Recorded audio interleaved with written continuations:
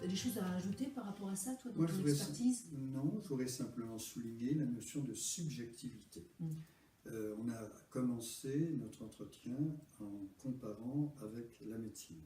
Il faut insister sur le fait que la médecine traite et aide considérablement, on ne peut pas s'y substituer, en fonction d'un diagnostic. Et un diagnostic étant fait, ce sera à peu près le même traitement pour toutes les personnes qui ont le même diagnostic. Évidemment, il y aura des précisions suivant l'âge, le poids de la personne, etc. Et ses antécédents, évidemment. Mais je veux mettre en évidence la subjectivité totale et intégrale de la kinésiologie. S'il y a 7 milliards d'individus sur Terre, on pourrait imaginer faire des séances à ces 7 milliards de personnes, on ne rencontrera jamais de cas semblables.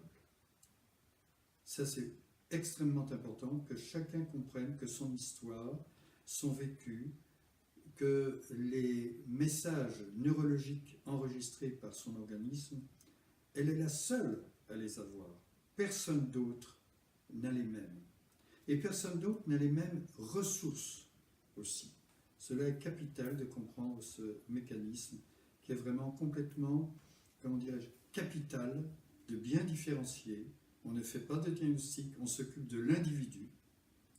On ne traite pas du tout de maladie, on développe la santé.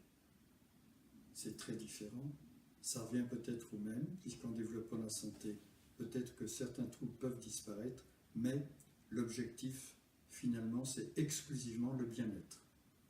Oui, c'est bien de souligner le point qu'on est chacun unique. Donc ça, on est chacun unique, on a notre unicité, donc on est vraiment unique dans notre être aussi, et notre façon d'interagir avec les autres. Et c'est vrai que c'est un des points majeurs de la kinésio.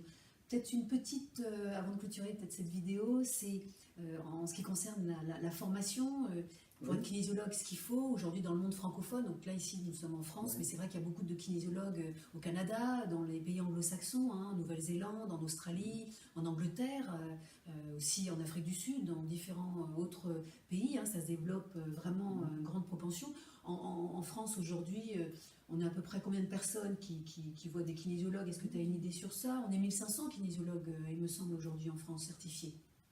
Certifié, je ne pense pas qu'il y en ait autant. D'accord, vous voyez, je suis optimiste. Je pense, oui, mais non. C'est que c'est très difficile de préciser parce que, par exemple, nous ici, nous avons formé pas mal de gens qui travaillaient déjà, qui étaient déjà professionnels, notamment des kinésithérapeutes ou des chirurgiens dentistes ou des médecins généralistes ou des généralistes ou spécialistes en acupuncture ou autres. Et donc, ces personnes-là ne se disent pas kinésiologues, mais elles utilisent les techniques de kinésiologie